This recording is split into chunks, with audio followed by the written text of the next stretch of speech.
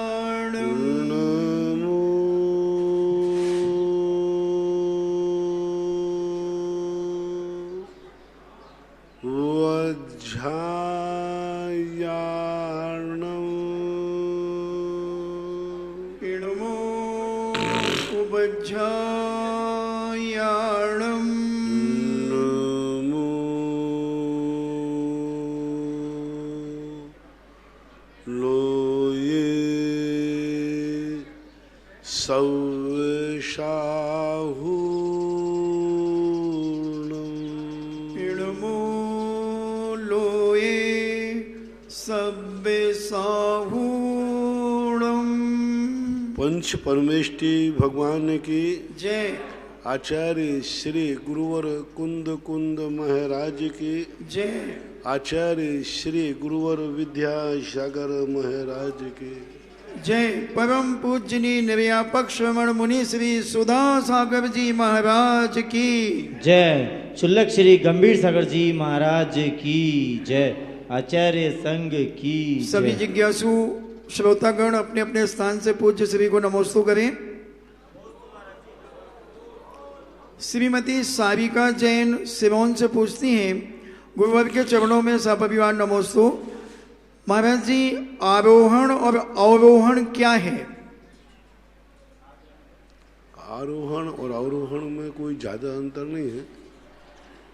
आरोहण ऊपर की तरफ हो जाता है, अवरोहण नीचे की तरफ होता है। अव अर्थ नीचे के अर्थ में आता है, तो ऊपर जाना और नीचे जाना है उसका। और घाती कर्म किसे कहते हैं?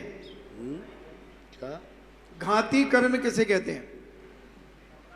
खाती कर्म तो एक प्रकार का जो खात कर्म किया जाता है, लकड़ी आदि बनाने का एक खात कर्म कहलाता है। सारिका जैन गांधीधाम से, गुरुवर कोटि कोटि नमोस्तु। सूर्य और चंद्रमा तो ज्योतिष देवों के विमान हैं, तो क्या इन विमानों के आवागमन के अनुसार ही ज्योतिष विज्ञान चलता है? पूरा ज्योतिष सूर्य और चंद्रमा के ऊपर आधारित होता है, उन्हीं के अनुसार ग्रह चलते हैं। ऐसा नवीन जैन वासी, मेरे आराध्य गुरुवर के चरणों में बारंबार नमोस्तु। महाराज जी, मेरी जिज्ञासा है कि मन की शक्ति का सदुपयोग कैसे करें, क्योंकि कहते हैं मन के हारे हारे मन के जीते जीत, तो हम अपनी मन की शक्ति का प्रयोग कैसे करें, सदुपयोग? मन का जितना हम पॉजिटिव सोच सके। प्रातःकाल कहा था मैंने कि मन की शक्ति, जब व्यक्ति स्वार्थ से भर जाता है तो उसके मन में सारी दुनिया को शोषण करने का भाव आता है। जब तुम्हारे मन में ऐसा भाव आने लग जाए कि मैं हर वस्तु से मुझे कितना लाभ है और मैं लाभ ले सकूं, शोषण कर सकूं अधिक से अधिक, समझ लेना तुम्हारी मानसिक शक्ति का ह्रास होने वाला है। मान से ना अब तुम बिल्कुल अकेले पड़ जाओगे, तुम बिल्कुल कमज़ोर हो जाओगे, तुम्हारे सामने हर शक्ति तुमसे भयभीत हो जाएगी, हर शक्ति तुमसे दूर भागने का प्रयास करेगी और तुम्हारे प्रति उसका नकारात्मक सोच बन जाएगा। जब व्यक्ति, जैसे एक डाकू होता है,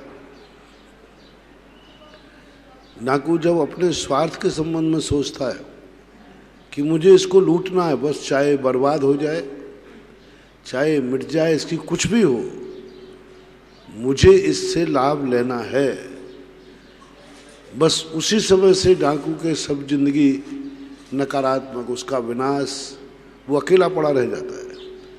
फिर दुनिया की कोई शक्ति, उसका पुण्य भी उसका साथ नहीं देता, उसकी किस्मत भी साथ नहीं देती, उसके अड़ोसी पड़ोसी साथ नहीं देते, यहाँ तक कि उसकी धर्म की जो चर्याएँ हैं वे सब नकारात्मक हो जाती है।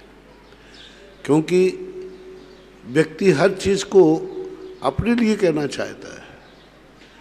इसलिए जितना हमारे जैनाचार्यों ने कहा, जितना हम दुनिया के संबंध में मैत्री भाव रखेंगे, जितना हम गुणवानों के प्रति प्रमोद भाव रखेंगे,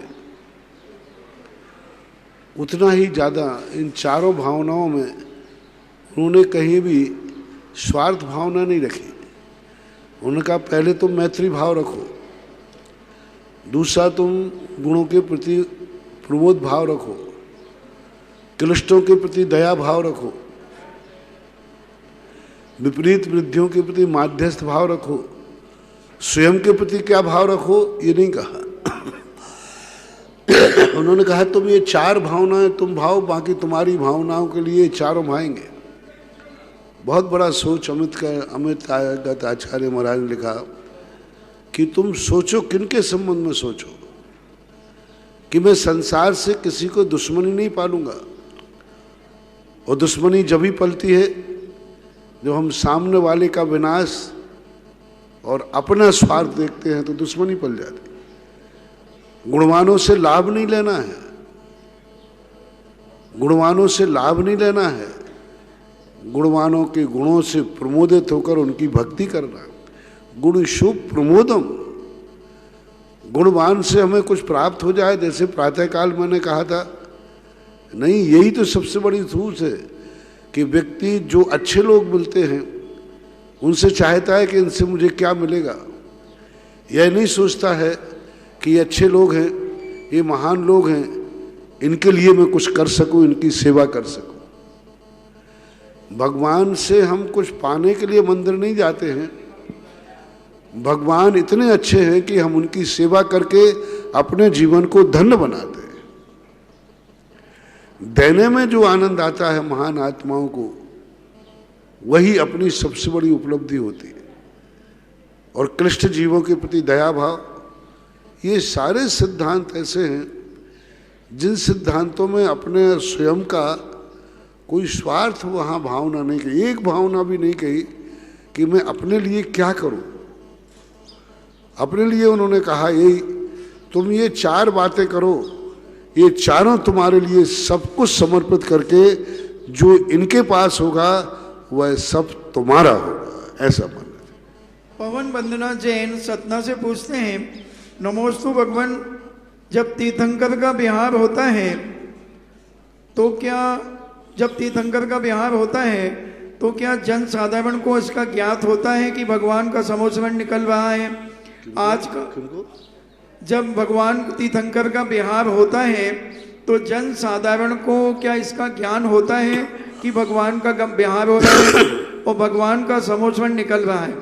आज का विहार देखकर इतना आनंद आया, भगवान जी साक्षात जब गमन करते होंगे उस समय क्या होता होगा? पहले आगे जाकर के देवता लोग डंडोरी पीटते, ऐसा हरिवंश पुराण में कहा। और वो दुंदुभी जो बजती है उसमें स्पष्ट लिखा है, सद्धर्म राज घो जय घोषण घोष कासन के दुंद भे धुनरते यशा प्रवादी। यानी वो दुंदुभी ही ऐसा कर रहे हैं कि आओ, सद्धर्म एक महान विभूति का संसर्ग होने वाला है, तो बराबर उनकी घोषणा होती है और बराबर आगे आगे चल कर के, पहले से तो घोषित नहीं होता, लेकिन भगवान जैसे बढ़ते जाते हैं आगे आगे लोग घोषित करते जाते हैं। पहले से नियत विहार नहीं होता उनका। ऐसा नहीं है कि आज मान लीजिए यहाँ पर समूषण है तो किसी को ये पता चल जाए कि कल कहाँ भगवान समूषण जाएगा, इसके बाद भगवान का समूषण कहाँ जाएगा, इसका ज्ञान सौधर्म इंद्र को भी नहीं होता, किसी अवध ज्ञानी को भी नहीं होता। भगवान का विहार कहाँ होगा ये किसी को भी मालूम नहीं होता। सबसे बड़ी बात देखो, अवध ज्ञानी वहाँ बैठे, मना पर्याय ज्ञानी बैठे, गंधर्व परमेष्ठी बैठे, लेकिन कोई व्यक्ति को ये पता नहीं है कि भगवान यहाँ के बाद अब विहार किस दिशा में होगा, कहाँ होगा, ऐसा कोई भी ज्ञान नहीं होता। उनका विहार सहज और अनियत होता है। नितिन जैन मोहिली सागर से पूछते हैं, मंदिर जी में बोली जाने वाली राशि कितने समय में जमा करनी चाहिए? राशि में अगर अधिक विलंब होने पर इसका क्या फल होता है? बोली हुई राशि बोलने के पहले जमा करना चाहिए, कायदा से। कायदा से बोलने के पहले जमा करना चाहिए कि भाई ये राशि पकड़ो, अब मेरी राशि बोलो कि मैंने इतनी राशि दी। दो अर्थ समझना, मैंने इतनी राशि दी और मैं इतनी राशि दूंगा, दोनों में बहुत अंतर हो गया। दी का अर्थ तो क्या हो गया? पहले जमा कर दिया, दे चुका है, अब घोषणा करा रहा है, फर्स्ट एंड फर्स्ट। दूसरा है कि किसी कारण से कभी कभी परिस्थितियां ऐसी होती हैं कि व्यक्ति तुरंत राशि नहीं दे पाता, लेकिन कार्यक्रम करना है, आयोजन लेना है। कई कंजूस लोग ऐसे होते हैं तो इस बहाने भाई अपन तो बोली लेते हैं तो तुरंत देते हैं, कमेंट के नहीं, आप तो बाद नहीं ना साहब, देखो बाद में नहीं देना। ये सब उनके बहाना है बचने के। ये नगद वाले भी कई बार बड़े बेईमान होते हैं। ये नगद नहीं साहब, अपन तो जो जय तुरंत शांति धारा करते, अपन तो ये 1100 रुपया पकड़ो भैया, ये पकड़ो 1100। ये जितने कंजूस होते हैं, इन कंजूसों में सबसे ज़्यादा ये जो नगद देने वाले कंजूस होते हैं ना, ये समझना बहुत मन के बेईमान होते हैं। क्योंकि सबको मालूम है कि 1100 रुपया जेब में इससे ज़्यादा है ही नहीं। नगद किसी के पास उधर व्यापार में नहीं करेंगे, वहाँ तो सब उधारी देंगे, उधारी लेंगे। मैंने एक नकदी वाले से मेरे से, क्योंकि मेरे पास सारे सैंपल आते हैं आजकल, एक ऐसे ही कंजूस था, बोले महाराज जी देखो अपने पास तो जो है तुरंत नगद इधर बोलता हूँ उधर देता हूँ, मेरे पास फलाने कार्यक्रम में इतने लाख रुपया है मैंने दे दिए, इससे ज़्यादा मेरे घर में है ही नहीं, मैं उधार करता नहीं। तो नहीं कमेटी तो चला ली, मतलब मैं उधार करते ही नहीं हूँ। तो मैंने कहा भैया तू बता दे कि धंधा भी 1 लाख में करता है क्या? तू बाजार से जो माल लाता है वो सब नगद ही लाता है, जितने पैसा होते उतने क्या कि उधार फुधार भी लाता है? तो बोले महाराज जी वो तो हमारा करोड़ों में उधार चलता है, हमारा बिजनेस ही ऐसा है कि लाना लेना। मैंने कि फिर क्यों, वहाँ भी तो नगद ही करो कि भाई मेरे पास 1 लाख रुपया इतने का माल खरीद के लाऊंगा और इतने का मैं बेचूंगा। वहाँ तो तू लोन ले रहा है। तो ये कुछ लोग नगद की आड़ में लेकर के अपनी शक्ति को छुपाते हैं। ऐसा नहीं है, हमारे यहाँ व्यवहार देखा जाता है। मान लीजिए अभी घर में नगद नहीं है और बोली की बात आ गई, अच्छा कार्यक्रम है, हम 8 दिन बाद दे देंगे, महीना भर बाद दे देंगे, साल भर बाद दे देंगे, 2 साल बाद दे देंगे, 5 साल बाद दे देंगे, क्या बात होगी? तो जो समय की सीमा बांधी जाए उसके अंदर देने में कोई बाधा नहीं है।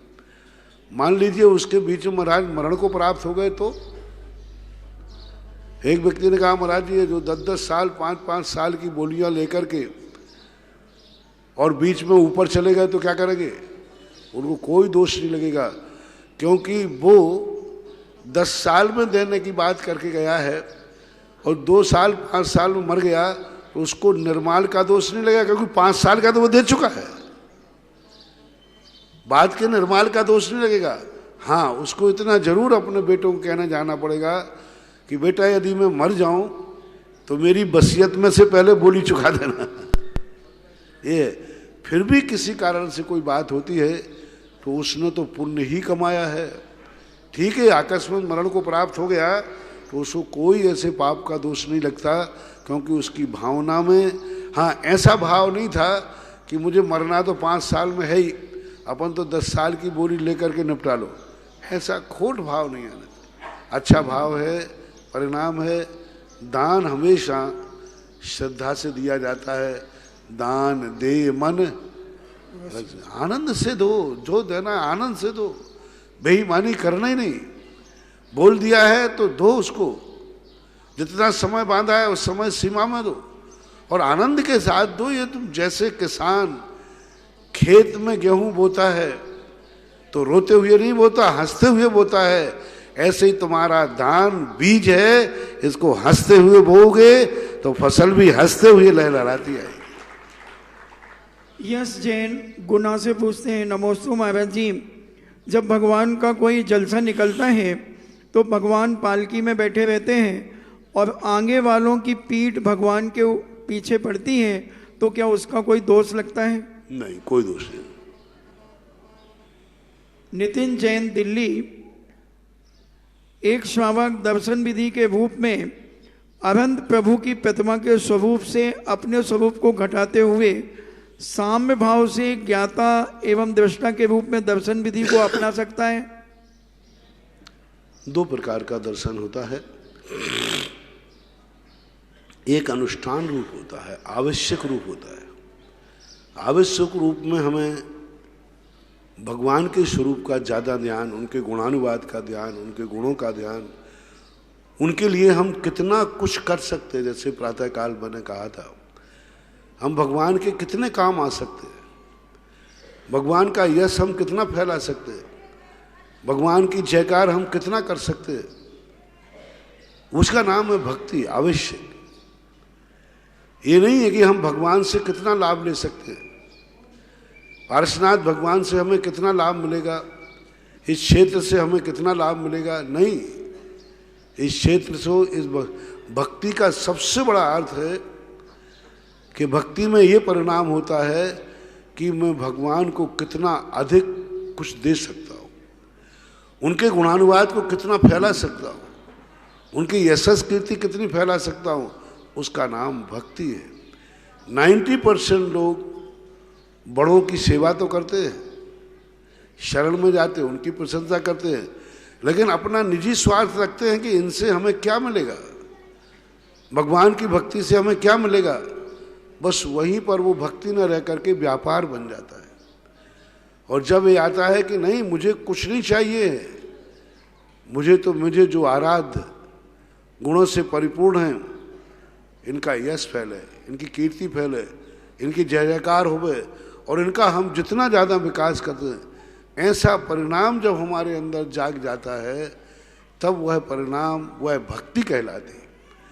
और एक ध्यानात्मक दर्शन होता है, जब हम भक्ति ना करके, आवश्यक ना करके, मात्र अपने ध्यान में एकाग्र होकर के और साधना करते हैं, उस समय हम भगवान के दर्शन अपनी निज आत्मा से जोड़ सकते हैं। अनुष्ठान करने जाएं तब भगवान के लिए सब कुछ समर्पित कर दें, और जब ध्यान करें तो भगवान के अनुसार अपने जीवन को ढालने का प्रयास करें। राजीव जैन सेवार्थी अमर पाटन, नमोस्तु महाराज जी, भगवान की दिव्य ध्वनि 4 बार खिलती है 2 घंटे 24 मिनट, और उस समय स्वाध्याय नहीं करना चाहिए, मगर कितना समय टाल करके स्वाध्याय नहीं करना चाहिए? ना, मध्य का कम से कम 24 मिनट, अधिक मध्य का 48 मिनट, इतना कम से कम टाल देना चाहिए। जो संधि काल है 24, 1 घड़ी पहले 1 घड़ी बाद का।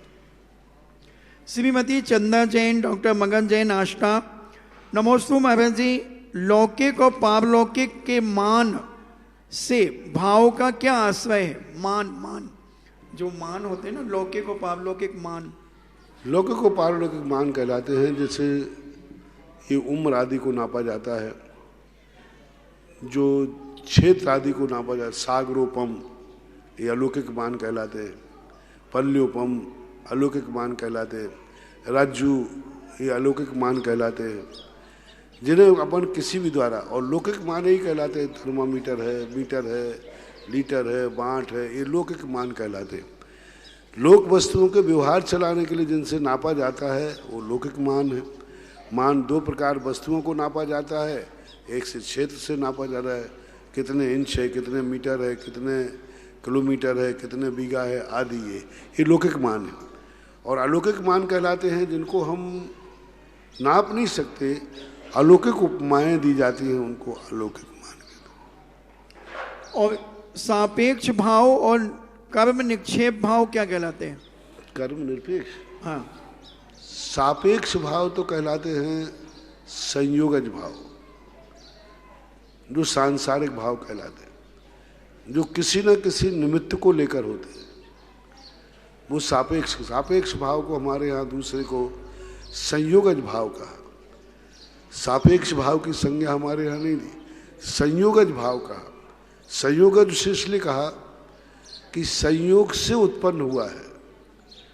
सापेक्ष शब्द थोड़ा सा कहलाता है सपक्ष को मान करके, इससे जहाँ भावों की आई तो सापेक्ष भाव न कर करके सापेक्ष वस्तु होती है, सापेक्ष स्वभाव होता है, सापेक्ष कथन होता है, और भाव जो है उसको संयोगज भाव कह सकते हैं, नैमित्तिक भाव ऐसा माना। और जो कर्म सापेक्ष भाव है, कर्म निरपेक्ष भाव है, वो परंपरागत स्वाभाविक भावों को कहते हैं। महेंद्र जैन पत्रकार इंदौर से पूछते हैं, नमोस्तु महाराज जी, तपोदय क्षेत्र से प्रारंभ हुई भगवान गगन बिहारी पारसनाथ की रथ यात्रा ऐसे महामारी के काल में जैन ही नहीं जैनेतर की विकट तोड़ भीड़ भगवान और आपके प्रति श्रद्धा और समर्पण का परिचायक।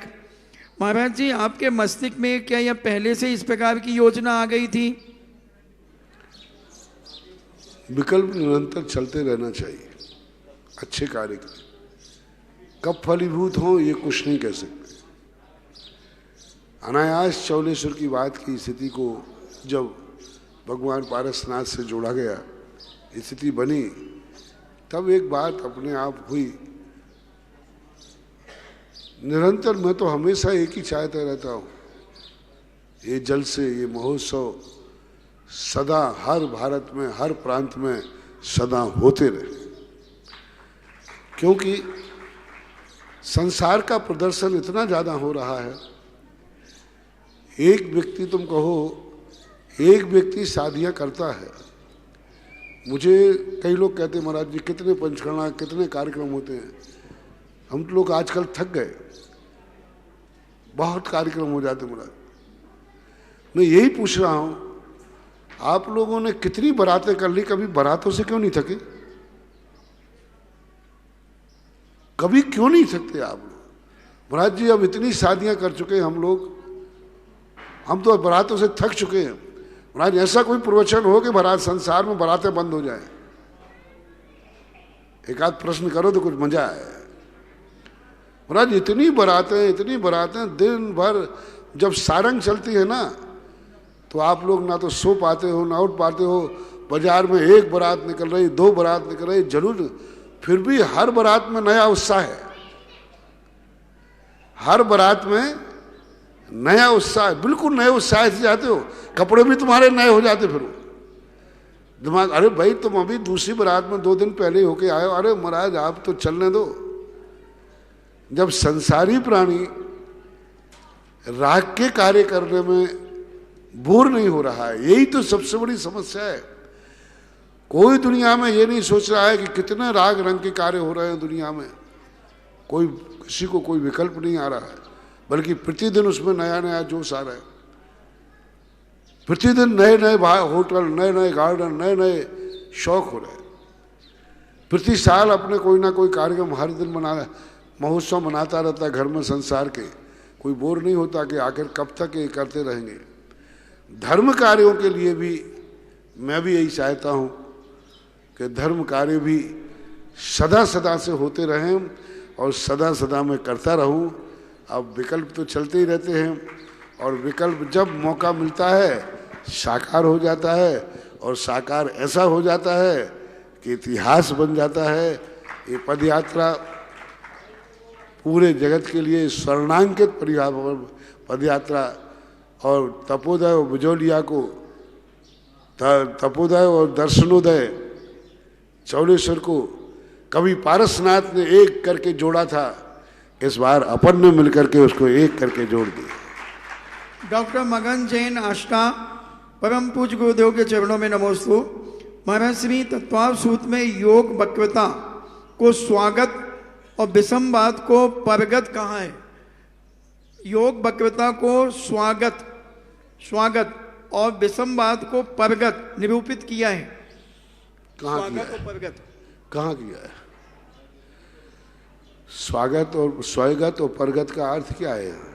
स्वागत स्वयं गत और परगत है ना दूसरे की गत। क्या ऐसा है? अब उसका भाव क्या है? कहाँ आया प्रसंग बताओ, कहाँ तत्वार जोड़ा? सूत्र में तत्वार सूत्र में क्या जोड़ा है? योग वक्रता को स्वागत और विषमवाद को परगत निरूपित किया गया है। अब कोई प्रसंग वहाँ रहा होगा। स्वयगत का अर्थ ये मन की कपटता, मन की चंचलता, क्योंकि योग वक्रता है तो मन में कपट है तो स्वयगत हो जाए। स्वागत नहीं होता, स्वयगत होगा। और विषमवाद का अर्थ है दूसरों के प्रति प्रणाम करना। ये स्वयगत और परगत का जो शब्द आप चयन कर रहे हैं वो आगे पीछे देख करके ही प्रसंग खोलना चाहिए कि किस प्रसंग में कहा। परिणाम दोनों में है, बस इतना ही है कि योग वक्रता जो है अपने आप में अंदर पड़ती है, सामने वाला पकड़ पाए कोई नियम नहीं है। और विषमवाद में हम सामने वाले को टारगेट बनाते हैं, इस अपेक्षा से परगत कहा जा सकता। सिबी जैन मेहरौनी से पूछती है, नमोस्तु महाराज जी, जो हमारे भाग्य में लिखा होता है ऑटोमेटिक हम उस रास्ते पर चल पड़ते हैं, तो गुरुदेव मेरी जिज्ञासा है क्या पुरुषार्थ द्वारा पहले से लिखे गए भाग्य को बदला जा सकता है या फिर सब कुछ पहले के भाग्य के अधीन होता है? जब हमने ही खुद लिखा है तो हम उसको बदल सकते हैं। लिखा किसने है? कुछ बातें ऐसी होती हैं कि लिखने के बाद हम नहीं बदल सकते। परीक्षा की कॉपी है,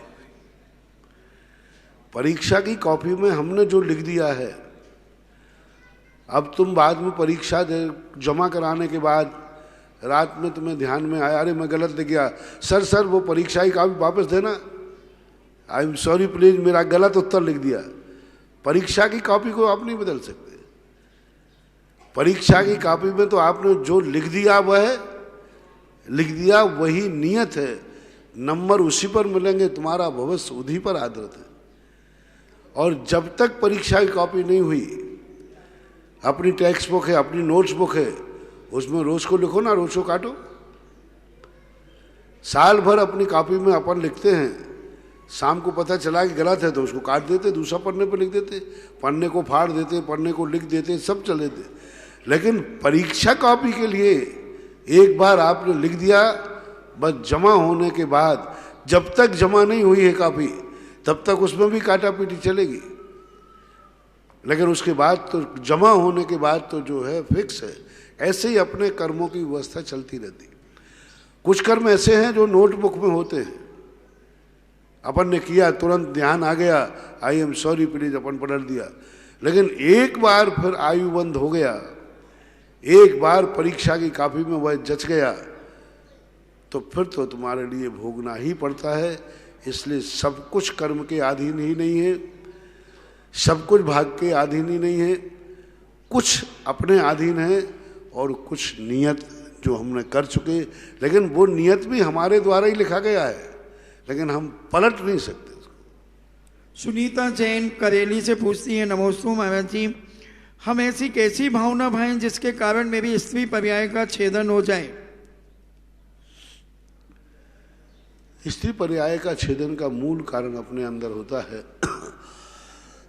अपने परिणामों में सरलता, निस्वार्थता, निष्कपटता और दूसरों के दोषों के प्रति दृष्टि को हटाना।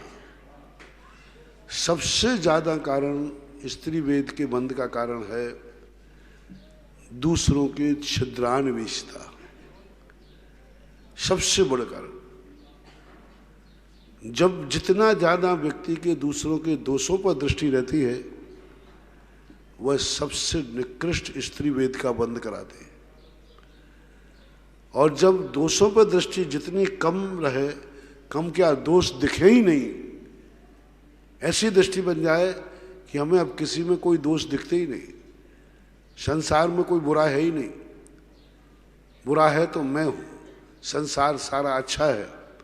सबसे सरल स्त्री वेद को नष्ट करने का कारण है कि अपनी दृष्टि ऐसी बनाए कि संसार में यदि कोई बुरा है तो मैं हूं, और संसार में जितने हैं सब अच्छे लोग हैं। अच्छे व्यक्ति हैं, अच्छा सब कुछ है, मैं ही बुरा हूँ, ऐसा परिणाम व्यक्ति के लिए स्त्री वेद से ऊपर उठने का मौका देता है। और अपने पर्याय के प्रति जितना मोह रखेंगे, छल कपट मायाचारी से बचाएंगे, उससे हम बच जाएंगे। राजीव जैन अमर पाटन से गुरुदेव के चरणों में सत नमन। भगवान के समोसरण में मुनि दीक्षा किस प्रकार होती है महाराज जी? ऐसा कोई आगम में उल्लेख नहीं मिला, दीक्षा का तो उल्लेख है, उसकी विधि क्या रहती है आगम में कथन नहीं है। छवि जैन रोहतक, महाराज श्री नमोस्तु। मन पव्य ज्ञान द्वारा जो औरों के मन के चिंतित पदार्थ को जान सकते हैं पूज्य मुनिवर, तो उससे उन्हें क्या लाभ होता है? कोई लाभ नहीं, जानना चाहें इसलिए जान सकते हैं। जिनको मना पर्याय ज्ञान होता है वो को जिंदगी में मना पर्याय लगाते ही नहीं। ये तो उपलब्धि है, शक्ति है, उनकी साधना में पुरस्कार मिला है। पुरस्कार से क्या लाभ है? आप कोई पुरस्कार में, कोई व्यक्ति मैच खेलता है, मैच खेलते उसको एक शील्ड मिली पुरस्कार में, और शील्ड से उसको क्या लाभ है? अकेली रखी रहती है, लाभ बताओ क्या भाई? वो पानी पीने काम आती प्रदीप भाई? नहीं, गुलदस्ता में रखने काम आती, कुछ काम नहीं आती। पुरस्कार में दी हुई चीजें कोई काम नहीं आती, मात एक नहीं। इसी प्रकार से मन पर है ज्ञान, उनकी साधना का पुरस्कार है, उनको पुरस्कार में मिला है, चाहे तो उपयोग कर ले, नहीं चाहे तो 100 पीस में रखा है। मना पर ज्ञानी हूँ, अवधि ज्ञानी हूँ, वो तो अपना उनका गॉड गिफ्ट है, ये कहना चाहिए। श्रीमती चंदा जैन आष्टा, मेरे परम आराध्य गुरुदेव नमोस्तु। मेरी जिज्ञासा है कि विग्रह गति में जीव के 3 समय में तेजस शरीर रहता है या नहीं? तेजस शरीर अनादि संबंधिश तत्वार सूत्र में कहा, वो सदा साथ रहता है।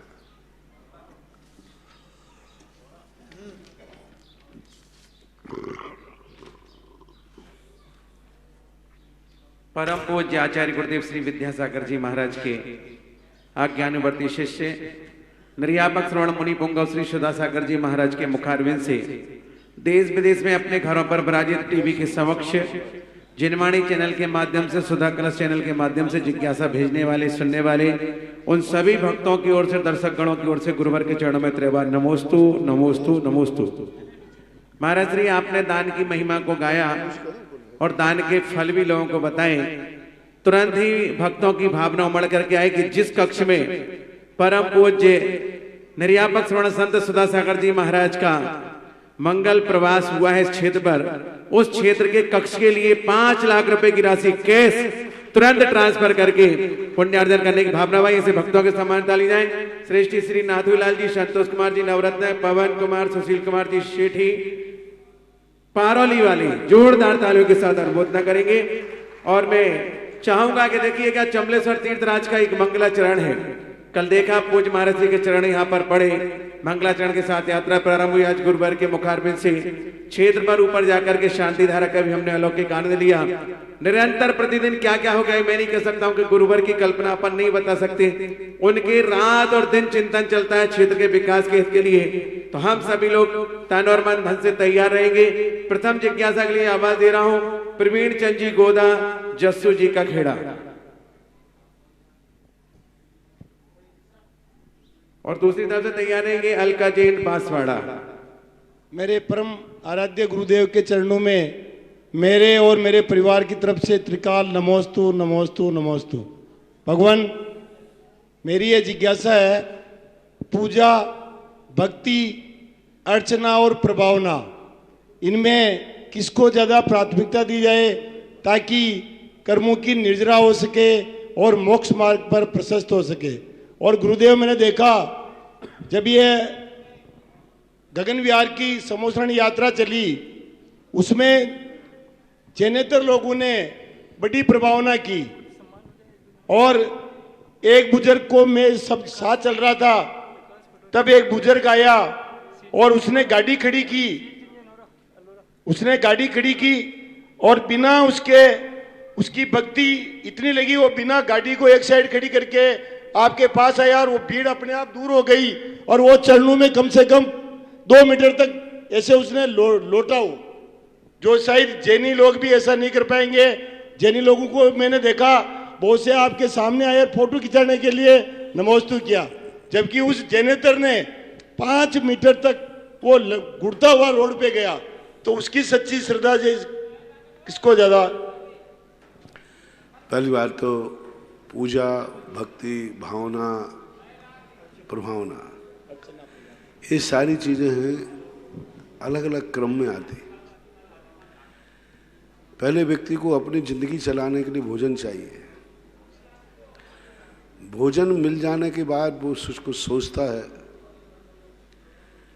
कि मैं किसी के काम आ सकूं, और जब वो किसी के काम आता है तो सोचता है कि ये इतना अच्छा कार्य है जिसका दुनिया भी अनुकरण करे। बस ऐसे ही सबसे पहले व्यक्ति को अपनी जिंदगी चलाने के लिए अपने आराध्य को खोजना पड़ेगा। मैंने आज जैसे कहा था कि सबसे पहले जो व्यक्ति को इस संसार में जीना है तो वह एक ऐसी शक्ति को खोजे जिसकी वो पूजा कर सके, जिसकी वो सेवा कर सके, जिस खेत में वो अपना बीज बो सके। पुण्यवान जीव, पुण्यवान के लिए व्यक्ति जब बीज बोता है तो वह फसल फलती है। पूजा बंधुओं को और कुछ नहीं है। पूजा का अर्थ है कि संसार में रहना है तो उसे पूजा किसी ना किसी की करना ही पड़ेगी, किसी ना किसी को आदर्श मानना ही पड़ेगा, किसी ना किसी व्यक्ति को अपनी जिंदगी का एक सेवा का मौका देना ही पड़ेगा। तो पूजा का अर्थ यह है कि अपने पूज्य पुरुष का गुणानुवाद, उससे हमारी जिंदगी चलती है। जिंदगी चलती है, बीज है, अपने लिए करना नहीं है। करना तो उनके लिए है, लेकिन फल अपने लिए मिलता है। जमीन में फल बीज जाता है, लेकिन फल जमीन के ऊपर आता है। बीज तो जमीन के नीचे जाता है, लेकिन फल ऊपर आता है। इसी प्रकार अपन भगवान के प्रति समर्पित होंगे, नीचे गिरेंगे, लेकिन अपना मस्तक ऊंचा उठेगा। किसान बीज कहाँ बोता है? जमीन में। और फल कहाँ आता है? इसी प्रकार जब अपन भगवान के गुरुओं की भक्ति करते हैं तो अपन को कहाँ गिरना पड़ता है? जमीन में झुकना पड़ता है। लेकिन जब पुण्य बनता है तो हमारी जिंदगी में ऊपर फल करके आता है। इसलिए पूजा, अर्चना, भक्तियाँ जो हैं ये हमारे बीज के रूप में हमें कहीं ना कहीं फल देती है। भावनाएं जो कहलाती हैं, अपनी कुछ ऐसी भविष्य की कल्पनाएं जब व्यक्ति अपनी पूरी नहीं कर पाता है तो उसको आगे भावना का रूप दे देता है। आज नहीं कल सही, जाकी रही भावना जैसी, सो देखी मूरत थिन तैसी। और प्रभावना का अर्थ होता है जब कोई अच्छा व्यक्ति, अच्छी वस्तु मिल जाती है तो वो सोचता है इस वस्तु को सारी दुनिया जाने, समझे और सारी दुनिया को भी आनंद मिलना चाहिए। प्रभावना है। रही बात आपके रास्ते की, जैनी लोग क्या है, अपनी भक्ति, अपनी श्रद्धा रजिस्टर्ड करा चुके हैं पहले से। ये रजिस्टर्ड आदमी है। अब वो अनरजिस्टर्ड आदमी है, तो अनरजिस्टर्ड आदमी को रजिस्ट्रेशन के लिए थोड़ी मेहनत तो करनी ही पड़ती है। क्योंकि जैनी की श्रद्धा होती है, एकदम हम कुछ उनको गलत नहीं कह सकते, क्योंकि उनके तो आह्लाद ही इतना उमड़ रहा है, उनकी सेल्फी लेना बता रहा है कि उनके आनंद की चरम सीमा है। सेल्फी उसी की ली जाती है जिसमें आनंद से भरा हुआ रहता है। किसी दिन तुम्हारी पिटाई हो रही हो, उस दिन कोई सेल्फी नहीं लेता है। कह रहे रुक भाई एक और बार मुझे सेल्फी ले लूं, हैं? सेल्फी किस दिन ली जाती है? जिस दिन खुशी का दिन, आनंद का दिन है, उसकी सेल्फी ही बता रही है कि उसका आनंद उमड़ रहा है। ऐसा मानते हैं। आगे तैयार रहेंगे पिंडारमी ललित जैन। नमोस्तु महाराज जी, मेरी जिज्ञासा है कि विदेह क्षेत्र कहाँ पर है तथा उसकी रचना कैसी है, और वहाँ पर अरिहंत परमेष्ठी तथा रिद्धिधारी मुनि साक्षात विहार करते हैं, और अभी पंचम काल में यहाँ से सम्यक दृष्टि जीव व मिथ्या दृष्टि जीव जा सकते हैं? विदेह क्षेत्र है तो पृथ्वी पर, लेकिन एक क्षेत्र से दूसरे क्षेत्र तक सीमाएं बंधी हुई हैं। वहाँ तक हर व्यक्ति नहीं जा सकता। जैसे विदेशों की सीमाएं बंधी हैं, बिना वीजा लिए आप नहीं जा सकते। इसी प्रकार कुछ क्षेत्र ऐसे हैं जहाँ वीजा लेना पड़ता है। बीजा लेने का अर्थ है जैसे विद्याधर हैं, रिद्धियाँ हैं, सिद्धियाँ हैं, ये यदि बीजा मिल जाए तो यहाँ से वहाँ तक जा सकते हैं। ऐसे कई बार कथानक मिलते हैं।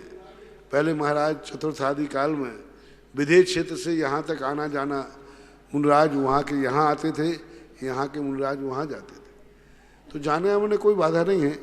लेकिन वर्तमान में आज ऐसे समय में कोई नहीं, मरण करके मिथ्या दृष्टि जीव जा सकते हैं।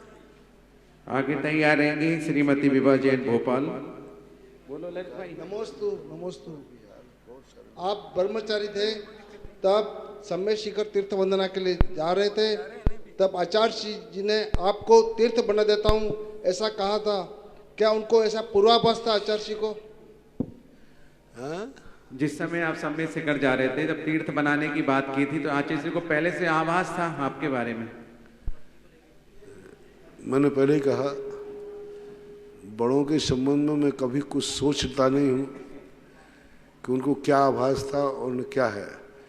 बस उन्होंने जो कहा वही हमारे लिए प्रमाण है, वही अतीत है, वही भविष्य है। बड़ों को क्या आभास होता है, ना अपन को जानना है और ना ही अपन को जानने का प्रयास करना, क्योंकि उनकी शक्तियाँ, उनकी सोच असीम होते हैं और असीम को अपन सीमाओं से कैसे नाप सकते। बस इतना पक्का है कि वो जो सोचते हैं, जो कहा है, वह घटित हो रहा है, तो समझ लेना चाहिए आभास ही आभास है। आगे तैयार रहेंगे शीलचंद जी जैन अनोरा, ललितपुर। महाराज जी बारंबार नमोस्तु। महाराज जी, वचन शुद्धि करने से वचन सिद्धि होती है। एक सेकेंड, माइक बिल्कुल पास में रखना और अच्छे से बोलो। नमोस्तु महाराज जी। महाराज जी, वचन शुद्धि करने से वचन सिद्धि होती है, और अपने वचनों को शुद्धि किस प्रकार करें? अपने वचन सिद्धि होती है तो अपने वचनों को वचन सिद्ध कैसे करें? वचन सिद्ध करने का कोई तरीका नहीं, अपने बस एक ही विचार करना है कि व्यक्ति दिन रात एक साधना करे कि मेरे मुख से कभी किसी को दुखदाई शब्द न निकले, मैं कभी झूठ नहीं बोलूं, मेरे वचनों में छल कपट मायाचारी ना हो, मेरे वचनों में स्वार्थ ना हो, निस्वार्थ हो। जगत, मैंने पहले ही कहा, चाहे मन हो, चाहे वचन हो, चाहे काया हो, एक ही बात सोचना है कि मैं जो कुछ भी सोचूं उसमें मेरा हित हो या ना हो, जगत का हित जरूर होना चाहिए। ऐसा मन में जिनके विचार रहते हैं, मेरा हित हो या ना हो, जगत का हित होना चाहिए। मेरा अहित होवे तो होवे, मैं ऐसा कुछ भी नहीं सोचूं जिससे दूसरों का अहित हुए। उनके मन में कभी बुरे विचार नहीं आते। वचन में भी, चाहे भली वचन से मुझे कितना भी बड़ा नुकसान हो जाए, लेकिन इन वचनों से किसी को नुकसान नहीं होना चाहिए। मैं किसी का अहित नहीं करूंगा, ऐसा वचन नहीं बोलूंगा कि मैं किसी का अहित हो जाए। ऐसा जो मन में संकल्प कर लेते हैं उनकी वचन सिद्धि हो जाती है, मन सिद्धि हो जाती है, ऐसा मन है। नमोस्तु महाराज। आगे तैयार रहेंगे नीतू जैन आगरा। ललितपुर से शीलचंद जैन अनोरा परिवार का निर्यापक मुनि पुंगव श्री सुदासागर महाराज को त्रिवार नमोस्तु नमोस्तु। गुरुवर, हमारी जिज्ञासा है कि जब हम पूजन करते हैं, अभिषेक करते हैं और शांति धारा भी करते हैं, और जब बाहर आने लगते हैं तो अगर दूसरी जगह कहीं शांति धारा हो रही हो तो वहाँ पर अपने आप पैर रुक जाते हैं और वहीं खड़े होना पड़ता है। इसी प्रकार जब महाराज जी के खुद स्वयं के चौके में हार हो जाएं और उनको पहुँचा कर आते हैं तो किसी दूसरे साधु के हार हो तो वहाँ भी उनकी देखने की भावना होती है और आहार नहीं भावना। इसी प्रकार जब चांद खेड़ी के आसपास से निकलें, कहीं से भी निकलें, तो वहाँ के भगवान की जरूर दर्शन करने की भावना होती है। हे गुरुवर, इनमें क्या आकर्षण है, क्या बात है? नमोस्तु नमोस्तु नमोस्तु। चांदखेड़ी का क्या है? चांदखेड़ी के भगवान कई बार हुआ है, फिर भी वहाँ दर्शन करने के भाव होते हैं लोगों की। देखो क्या होता है, व्यक्ति को किसी भी चीज में तृप्ति नहीं मिलती। एक रागी व्यक्ति स्वयं राग करता है, लेकिन वो अपने राग से तृप्त नहीं होता। वह वस्तु यदि उसे दूसरी जगह देखने को मिलती है तो वह देखता है, ये नहीं सोचता कि मैं ही खुद राग रखा हूं, दूसरे के राग की बातें क्यों देखूं। संसार की क्रियाएं सभी संसारी व्यक्ति करते हैं, लेकिन दूसरे के संसार की क्रियाएं कर रहा है तो उसकी तरफ भी आंख उठ जाती है, देखने का भाव क्यों आता है। जब तुम खुद संसार के कार्य करते हो तो फिर दूसरों के संसार के कार्य करते हुए देखने में रुचि क्यों होती है? क्यों देखना चाहते हो, क्यों देखते हो? क्योंकि तुम खुद करते हो। उसके बावजूद भी उसका सिद्ध ये है कि रागी स्वयं राग की बातें संसार की क्रिया करते हुए वह पूर्ण उससे तृप्त नहीं है, वो कुछ और कुछ करना चाहता है। ऐसे ही धर्मात्मा जीव के धर्म के संबंध में होता है। वो धर्म यदि स्वयं चौके में हार दे रहा है, लेकिन उसके मन में भाव आता है एक महाराज को और दे आओ। अरे भाई, जो महाराज का हो रहा है उसको शांति से दो। लेकिन आता है, आकुलता भाव आता है, ये धर्म का उद्रेक है। इसमें बस एक ही ध्यान रखना चाहिए कि जिसको तुमने पढ़ रहा है उसका अभिनय नहीं होना चाहिए, उसकी उपेक्षा नहीं होना चाहिए, क्योंकि वह तुम्हारे पुण्य से गया है। तुम्हारी आकुलता, तुम्हारा अनुराग कहीं ऐसा ना हो कि उस पात्र के लिए अभिनय का कारण बन जाए। अभिनय का यदि कारण बनता है तो वो ठीक नहीं होता, अच्छा नहीं माना जाता। तो उस समय अपनी भावनाओं को कंट्रोल करना चाहिए। क्षेत्रों की जहाँ तक बात आती है कि कुछ मूर्तियाँ ऐसी होती हैं जिनका आकर्षण होता है, कुछ क्षेत्र से होते हैं जिनकी क्षेत्र का आकर्षण होता है। तो चांदखेड़ी की तो एक मूर्ति अपने आप में आकर्षित मूर्ति है ही, उसके सामने तो बैठते ही पलक झपकाने का भाव ही नहीं होता। उस मूर्ति के सामने ही वही भाव, भक्तांबर का भाव स्पष्ट रूप से आता है। दृष्टा भवंत मणिमेश लोक, वो मूर्ति है। आगे तैयार रहेंगे चंद्र प्रकाश जी गोदा पारोली। मेरे परम पूज्य गुरुवर के चरणों में मेरे पूरे परिवार की तरफ से कोटि कोटि नमोस्तु। मेरी जिज्ञासा है गुरुदेव, जो दूर दूर से लोग 500-600 किलोमीटर से, माइक पास में रखो, जो दूर दूर से लोग 500-600 किलोमीटर से आपके एक उपदेश को अपना आदेश मानकर अपना बिजनेस, नौकरी, घर सब कुछ छोड़कर आए हुए थे गगन विहार के लिए। आपके समस्मरण में 24 घंटे आपके चरणों में रहे। भगवान को तो देखा नहीं, आपको ही देखा है, आपको ही अपना भगवान मानते हैं। ऐसे लोगों के लिए आपका क्या उपदेश है? ऐसे लोगों को यही उद्देश्य है कि आज उन्होंने जो माना और एक दिन उनको साक्षात भगवान का भी दर्शन हो, यही मेरी भावना। मैं सदा कहता हूँ, जब भूगर भगवान निकले थे रत्नमयी अक्षर सांगनेर के, तब मैंने कहा था कि मेरा संदेश यही है कि जिन लोगों ने इन मूर्तियों का अभिषेक किया है, मेरा संदेश है, मेरी भावना है कि एक दिन वो अकृत्रिम चैत्यालय में जाकर के भगवान का अभिषेक करें। नमोस्तु भगवान। जिस व्यक्ति के अंदर जब पंचकल्याण कोई करता है तो मैं यही भावना भाता हूँ कि एक दिन इस साक्षात पंचकल्याणक देखने मिले। कल की यात्रा में मैं यही भावना भा रहा हूँ कि जिन जिन लोगों ने पद यात्रा में शामिल हुए, एक दिन वो साक्षात सिमंदर के बिहार में शामिल हो। जय भगवान। साक्षात इतन, क्योंकि शास्त्रों में लिखा है कि जो चीज हम पहले स्थापना निक्षेप से बहुत बार कर लेते हैं, भावनात्मक कर लेते हैं, भावना से कर लेते हैं, वही चीज एक दिन साक्षात रूप करने को मिलती है। यदि सच्ची भावना से हमने कोई कार्य किया है तो एक दिन हमें जरूर वो साक्षात्कार मिलता है, जिसका सर्वोत्कृष्ट रूप होता है। जिसको आज हमने एक छोटे रूप में देखें, उसका एक बड़ा रूप जरूर दिखेगा। पंचम काल में आप एक मुनि को रूप देख रहे हैं तो एक दिन तुम्हारी दृष्टि में वो महामुनि अरहंत भगवान भी दिखेंगे और देखने में आएगा। जो पाषाण में भगवान को देख लेता है, एक दिन उसे साक्षात भगवान दिखते हैं, ऐसा मन। आगे तैयार रहेंगे प्रेक्षा जैन फरीदाबाद। निर्यापक मुनि पुंगव 100 सुधासागर जी महाराज के चरणों में सत सत नमः। चावलेश्वर तो भूलवाले, शावलिया काले काले, चढ़ जइयो रे कठिन चढ़ैया, हम भक्त तेरे मत वाले, वंदन कर टोक टोक में अर्घ चढ़ाएंगे,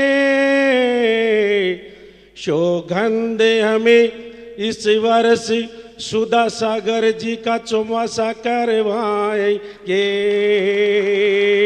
सौगंध हमें। हाँ गुरुवर, समोसन विहार 6 दिन का था, उसमें हम शाम के टाइम 3 दिन ही समोसन विहार में चल सके, क्योंकि हम यहाँ की व्यवस्था देख रहे थे। और मानपुरा से महुआ तक, महुआ हम आ नहीं सके क्योंकि वहाँ संडे का दिन था। यहाँ पर अधिकतर यात्री जिज्ञासा कीजिए। हाँ, जिज्ञासा ही है। तो इसमें हमारे को कितना पुण्य लगेगा महाराज जी? जितना चले हो उतना मिलेगा। नमस्ते महाराज। आगे तैयार रहेंगे अखिलेश जी गदियाना ललितपुर। नमोस्तु नमोस्तु नमोस्तु गुरुवर।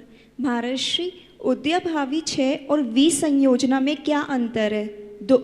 उद्याभावी 6 और वी संयोजना में क्या अंतर है? उद्याभावी 6 और विषय योजना। उद्याभावी 6 का अर्थ होता है किसी कर्म को उदय में नहीं आने देना, लेकिन वह उद्यावली में तो रहता है, सत्ता में रहता है, मात्र उदय में नहीं आने देना। जैसे मान लो कोई लाइन लगी हुई है, तो लाइन में तो लगा है, लेकिन आपने गेट बंद कर दिया कि वह अंदर नहीं आ सकता। और विषय योजना का अर्थ होता है उस कर्म को सत्ता में ही नहीं रहने देना, उसके लिए दूसरे रूप कर्म रूप संक्रमण कर देना, यानी वो व्यक्ति वहाँ रहेगा ही नहीं। एक व्यक्ति बाहर खड़ा है, अंदर नहीं आ पा रहा है, एक व्यक्ति कहा नहीं तुम बाहर भी खड़े नहीं होगे, तो फिर मैं कहीं खड़ा रहूँगा या नहीं? आप दूसरे दरवाजे खड़े हो सकते हो, इस दरवाजे पे खड़े नहीं होगे। खड़े तो वो रहेगा कहीं ना कहीं, लेकिन दूसरे दरवाजे पर खड़ा हो सकता है। विषय योजना का द्रव्य अपने आप में पर प्रकृति रूप परिणमन होकर सत्ता में से हो जाता है, और उदयाभावी 6 में उदय में नहीं आने देते, लेकिन सत्ता में तो रहता है, किसी और रूप में आता है। पर मुख से विषय योजना का द्रव्य जो है पर रूप संक्रमण हो जाता है, पर मुख से तो उदय में आएगा, लेकिन वो पर रूप होकर के आएगा, स्वरूप में नहीं रहेगा। ऐसा। नमोस्तु महर्षि। आगे जिज्ञासा अखिलेश जी के पश्चात अरविंद जी तैयार रहेंगे, लेकिन इसके पूर्व हमारे कुछ कार्यक्रम है, उसके बाद अखिलेश ललितपुर की ओर से निर्यापक मुनि सुधा सागर महाराज की गुरु चरणों में त्रिवार नमोस्तु। गुरुवर, आपका गगन बिहारी बिहार पदयात्रा हुई और देशनोत्तर तक आई। कल गुरुवार जैसे ही देशनोत्तर तीर्थ क्षेत्र पर ऊपर गए, तो मेरे ऊपर मैंने जो जिज्ञासा पार्श्वनाथ भगवान के दर्शन किए, तो बड़ी जिज्ञासा मुझे ये है कि पार्श्वनाथ भगवान की जो मूर्ति मैंने दर्शन किए उसका क्षरण हुआ कि किसी आतताई शक्तियों ने उसके लिए नुकसान पहुंचाया, ये मेरी जिज्ञासा है। नमोस्तु गुरुवर, नमोस्तु गुरुवर, नमोस्तु। बरसों दो समय तक ये जंगलों में ऐसा पड़ा रहा, उजड़ा हुआ क्षेत्र है, उपेक्षित क्षेत्र है। जैसा आपने देखा कि आज भी वहाँ पर कुछ भी नहीं था, एक उजाड़ था, एक छोटी सी मड़िया बनी हुई थी, और लोग बकरी आदि चराने वाले लोग खुले रहते थे। ऐसा समय, आतताई शक्तियाँ उस समय थी, अंग्रेजों के राज्य थे। उस समय धर्म के लिए हम ज़्यादा कुछ कर नहीं पाते थे, तो उजाड़ था। जैसे आपके यहाँ देवगढ़ है, देवगढ़ वर्षों तक, सैकड़ों वर्षों तक इतना उजड़ा हुआ पड़ा रहा कि ललितपुर वाले लोग भी उसको भूल गए थे।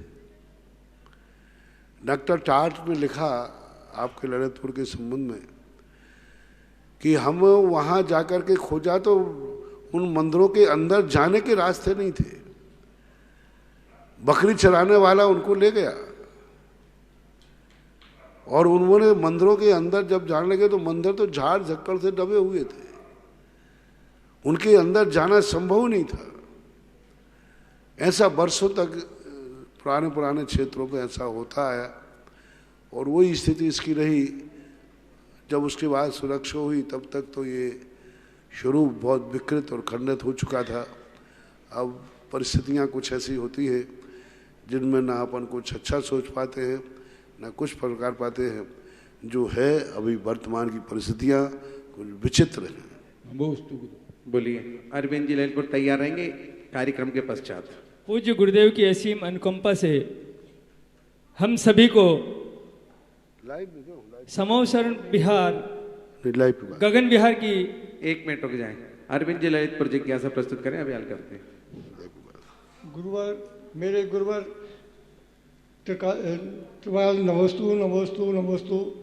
भगवान हम ललितपुर वासी आपके उपकृत हैं कि आप हृदय की रोशनी के देते देते हम लोगों को जग की रोशनी देने का एक जिम्मा दे दिया। गुरुवर आज भगवान श्री दिगंबर जैन भगवान महावीर नेत्र चिकित्सालय विगत 8 वर्षों से जनपद में अपनी सेवाएं दे रहा है। गुरुवर हमें कभी कभी विकल्प आता है, कोई परेशानी होती है तो हमें सिर्फ आप याद आते हैं और आपको स्मरण करने के मात्र से हमें एक रास्ता मिलता है। हम उस रास्ते पर चलते हैं तो हमारी समस्या दूर होकर एक नई दिशा मिलती है। आज जनपद में श्री दिगंबर जैन भगवान महावीर नेत्र चिकित्सालय स्वास्थ्य की दृष्टि से भी एक ग्रेड के उस श्रेणी में आया है तथा वो उसमें सरकार के अधिकारी भी आके अपने ऑपरेशन कराते हैं। हमारे जैन समाज के या जैनेतर समाज के जो भी बंधु होते हैं कराते हैं। मगर हम लोगों की एक भावना है, श्री दिगंबर जैन भगवान महावीर नेत्र चिकित्सालय के समस्त पदाधिकारी तथा वहाँ के कार्यकर्ता चाहते हैं कि एक बार गुरुवर आपके चरण उस अस्पताल में पढ़े, उसके पूर्व वो उसका भवन हमारा। डॉक्टर साहब ये प्रार्थना सभा नहीं है, जिज्ञासा सभा है। जिज्ञासा उसी के लिए हम चाहते हैं कि हमारा नेत्र चिकित्सालय का भवन बने और कई प्रकार की हमें कार्य करने का मौका मिले। क्योंकि ये प्रार्थना सभा नहीं, इसमें प्रार्थना करने की छूट नहीं है। अपनी जिज्ञासा रखिए। नेत्र चिकित्सालय आपका एक बहुत अच्छा चिकित्सालय है और कई उतार चढ़ाव उसने देखे हैं। सोशल वर्कों की तरफ जैन समाज का कम ध्यान रहता है, धार्मिक कार्यों में तो रहता है पर सोशल कार्यों में भी ध्यान रहना चाहिए, क्योंकि सोशल कार्यों से हमारे लिए धर्म का ही एक अंग बन जाता है। नेत्र चिकित्सालय हालांकि ललितपुर में कई अनेक सोशल कार्य हैं, शिक्षा का कार्य भी बहुत है, वर्णी इंटर कॉलेज, कन्या इंटर कॉलेज, औषधालय के रूप में नेत्र चिकित्सालय है ही, तो सोशल कार्य भी वहाँ पर होते रहते हैं। मेरा आशीर्वाद है। बहुत बार उसके संबंध में ऑक्सीजन पे भी मैं ही दे के आया था, वेंटिलेटर पे पहुँच चुका था। लोग कहते हैं वेंटिलेटर पर जाने बाद व्यक्ति लौटता नहीं है और वेंटिलेटर पर जाने के बाद व्यक्ति ये कहते हैं डॉक्टर अपनी फीस बढ़ाने के लिए लोग को वेंटिलेटर पर रख देते हैं। तो इसी प्रकार तो आपकी नेत्र चिकित्सालय को उस समय वेंटिलेटर पर लिया था, पर मैंने कहा कहीं लोग ये नहीं कहें महाराज जी ने इसको चलाने के लिए वेंटिलेटर पर रख दिया। भाग्य से वेंटिलेटर भटकर के आज ऑक्सीजन की भी ज़रूरत नहीं है, अपने पैर पर वह खड़ी है और बहुत अच्छे कार्य कर रही है। अभी कोरोना समय में भी बहुत अच्छा कार्य किया। आगे उसका एक भव्य रूप और होना चाहिए, जहाँ पर श्रेष्ठी वर्ग समाज वर्ग हों तो उन कार्यों को भी अच्छे तरह करना चाहिए। अंशुजी गोदा कोटा। प्रातः स्मरणीय परमपिता गुरुवर के चरणों में शत नमन। गुरुजी, शायोपशिम सम्यक दर्शन, औपशमिक सम्यक दर्शन और शायक सम्यक दर्शन में की परिभाषाएं हमें समझ नहीं आई, और ये हो जाता है तो उसके बाद वापस हो सकता है क्या? इसकी कालावधि खत्म हो जाती है तो उसके बाद वापस संभव है क्या? ये तीनों अंग जो है ना, और होने के बाद क्या ये पुनः छूट जाते हैं? सम्यक दर्शन का तो एक ही अर्थ है, परमार्थभूत देवशास्त्र गुरु के ऊपर सच्चा श्रद्धान करना। और उस ध्यान में जब व्यक्ति कभी कभी मलिनता आती है तो क्षय उपशम सम्यक दर्शन हो जाता है। जो कर्म में बाधक बनने वाले कर्म हैं उनका व्यक्ति एक अंतर्मुख में उपशम करता है तो उपशम सम्यक दर्शन है। और उस जो सम्यक दर्शन में बाधक बनने वाले तत्वों को, मिथ्यात्व को जो पूर्णता नष्ट कर देता है वो छायक सम्यक दर्शन है। छायक सम्यक दर्शन छूटता नहीं है, शेष सम्यक दर्शन उपशम और क्षयोपशम छूटते भी हैं, पुनः प्राप्त भी होते हैं। नमोस्तु गुरु। आगे तैयार हैं विपिन शास्त्री, माइक ले लो। और इधर महिलाओं से निशा जैन ललितपुर। महाराज श्री जी के चरणों में त्रिवार नमोस्तु नमोस्तु नमोस्तु। महाराज श्री, अभिषेक की क्रियाएं करते हैं तो नियमबद्ध अभिषेक शानदार कर लेना चाहिए कि रुकना चाहिए? अभिषेक की क्रियाएं करते हैं तो नियमबद्ध अभिषेक शानदार कर लेना चाहिए कि रुकना चाहिए? नियमबद्ध अभिषेक चलते रहना चाहिए कि उसको रोक देना चाहिए बीच में? अगर अभिषेक हो रहा है तो लोग नहीं आ पाएंगे, चलना चाहिए, रोक देना चाहिए? अभिषेक की जो क्रियाएं चलती हैं वो निरंतर चलना चाहिए, रोकना नहीं चाहिए। क्यों रोकना चाहिए? कारण क्या है रोकने का? जैसे महाराज श्री कोई आ रहा है तो उसके लिए रुकना चाहिए कि नहीं आना चाहिए? मुझे पता नहीं है कि रेलवे स्टेशन पर गाड़ी का जो टाइम होता है यदि कोई लेट आए तो उसको रोक देना चाहिए कि जाने देना चाहिए? हर चीज़ की एक विधि होती है, सिस्टम होता है। जितना व्यक्ति धार्मिक क्रियाओं को समय से करेगा, धार्मिक क्रियाएं भी तुम्हारे समय पर फलेंगी। यदि तुम जिस अभिषेक के समय पर नहीं पहुंचे और लेट पहुंचे, इसी प्रकार से कल के दिन तुम्हारे ऊपर संकट आया और बचाने वाला डॉक्टर लेट पहुंचा तो चलेगा? चलेगा? क्योंकि जो कभी पहुंच जाओ तो तुम धार्मिक क्रियाओं में जैसे लेट हो रहे हो ना, ऐसे ही कभी जब तुम्हारा धर्म पर कोई तुम्हें संकट आएगा उस समय बचाने वाला लेट पहुंचेगा, यानी वो 108 नंबर गाड़ी लेट पहुंचेगी। वही आध घंटे पहले पहुंच जाती, 10 मिनट तो तुम बच जाते, और वही गाड़ी आध घंटे बाद पहुंची तो क्या फर्क पड़ता है? क्या फर्क पड़ता है? क्योंकि गाड़ी तो पहुंच जाएगी। आपका कहीं एक्सीडेंट हुआ और उस समय गाड़ी पहुंची लेकिन आध घंटे लेट पहुंची, अब गाड़ी कह रही मैं आई तो हूं, बोले क्या खा के आई? 8 घंटे लेट में तो सब कुआड़ा हो गया। तो जैसे धार्मिक क्रियाओं को हम जितना डिले करेंगे वह कर्म उसी प्रकार का डिले कर्म हमें बंधेगा।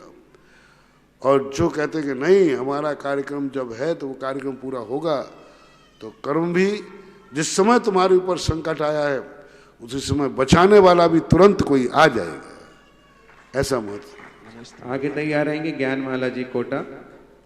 महाराज श्री के चरणों में समस्त अनौरा परिवार का त्रैवार नमोस्तु नमोस्तु नमोस्तु। महाराज जी, बीता हुआ हर लम्हा जिंदगी को समझने का एक अच्छा मौका है और आने वाला हर लम्हा जिंदगी जीने का दूसरा मौका। महाराज जी, आप ऐसी समझ दें जिससे पहले मौके के द्वारा दूसरे मौके को बेहतर बनाया जा सके। हर व्यक्ति को अपनी जिंदगी का ये उसूल बनाना ही चाहिए। अतीत का जो क्षण है उस क्षण में हमारा कुछ ऐसा नया विकास होना चाहिए जो हमें ऐसा महसूस कराए कि हम कुछ एक कदम आगे बढ़े। यदि हमें ऐसा महसूस हो कि कल का दिन अच्छा था आज का ठीक नहीं है, तो यह हमारे जिंदगी का पतन का कारण है। और हमें ये महसूस हो कि कल से ज़्यादा आज का दिन अच्छा है, आज का दिन अच्छा है, तो समझना चाहिए कल जो हमने मेहनत की थी उसका फल मुझे आज मिल गया। और यदि हमें ये लग रहा है कि कल का दिन बहुत अच्छा था, इसका अर्थ है कि हम जिस क्लास में कल थे आज हम वही हैं और फेल होना मानना चाहिए।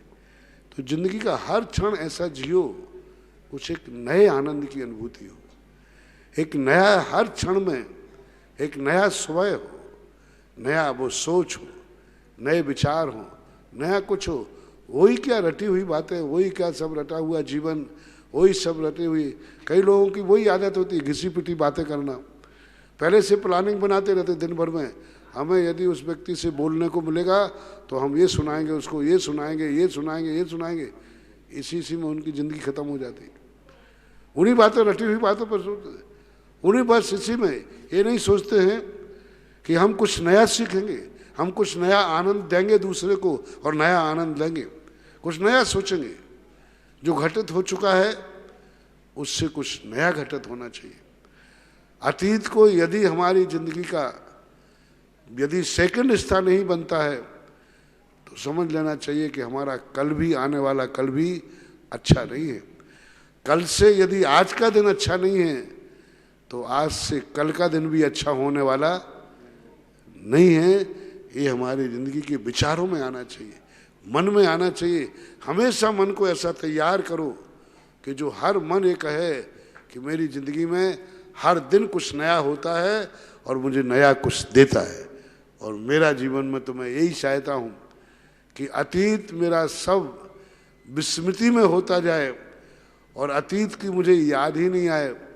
मैं भूल गया बिजोलिया कहाँ है। बिजोलिया में कितने दिन रहा? 595 दिन रहा। कल से मैं आया हूँ, मैं यही सोच नहीं पा रहा हूँ कि बिजोलिया है कहाँ, कैसा था। पूरा चौलेश्वरी घूम रहा है, पूरा चौलेश्वरी घूम रहा है। चौलेश्वर की मैं सोच रहा हूँ, सल्लोक संबंध सब कुछ कर रहा हूँ। बिजोलिया को भूल ही गया है आज भी नहीं। उनकी यादें भी शेष नहीं रही कि याद 590 दिन वहाँ रहा तो आज मुझे याद आ रही हो उसकी, अरे बिजोलिया क्षेत्र बहुत अच्छा था, बहुत बढ़िया था। याद भी नहीं आया क्योंकि आज का दिन चौलेश्वर में है। ये भी बहुत अच्छा दिन है, बहुत अच्छा। माइक दे दो इधर। अंतिम जिज्ञासा। नमोस्तु गुरुवर, प्रथम उपसम सम्यक दर्शन किस प्रकार होता है? अभी हमने बताया था, प्रथम उपसम सम्यक दर्शन अनादि मिथ्या दृष्टि जीव जब अपने मिथ्यात्व कर्म को 3 टुकड़े कर करके उसको नष्ट कर देता है, यानी उपशमित कर देता है, तब एक अंतर्मुहूर्त के लिए उसे प्रथमोपसम सम्यक दर्शन होता है। यानी अनंतानुबंधी कसाय और मिथ्यात्व आदि तीनों प्रकृतियों को एक अंतर्मुहूर्त के लिए सत्ता में रोक देता है और एक अंतर्मुहूर्त में वो प्रसम और शांत भाव को प्राप्त होता है। उसे प्रथमोपसम सम्यक दर्शन कहते हैं। नमस्ते गुरु। बोलिए। पूज्य गुरुदेव के पावन चरणों में बारंबार नमन। गुरुदेव की असीम अनुकंपा से संपूर्ण देशवासियों ने समवसरण श्री विहार जैसा अलौकिक दृश्य अपनी आंखों से देखा। पूज्य गुरुदेव की एक विशेषता रही है कि इनके चरणों में जो भी आता है वो इनका ही बनकर रह जाता है। बड़ी प्रसन्नता है कि ऐसे गुरु भक्त इस समवसरण श्री विहार यात्रा में जिन्होंने तन मन धन से सहयोग देकर और इस काफिले को और लंबा बनाने के लिए ललितपुर से लगभग 5 बसें और 35 छोटी गाड़ियों का काफिला लेकर ललितपुर दिगंबर जैन समाज यहाँ इस समवसरण शोभा यात्रा में बिहार कर मतलब बिजोलिया से चलकर चौलेश्वर तक पहुँचे। ऐसे समाज के नायक जो कि पूरी ललितपुर जैन समाज में दाऊ के नाम से जाने जाते हैं, मैं उनसे अनुरोध करूंगा कि वे पधारें।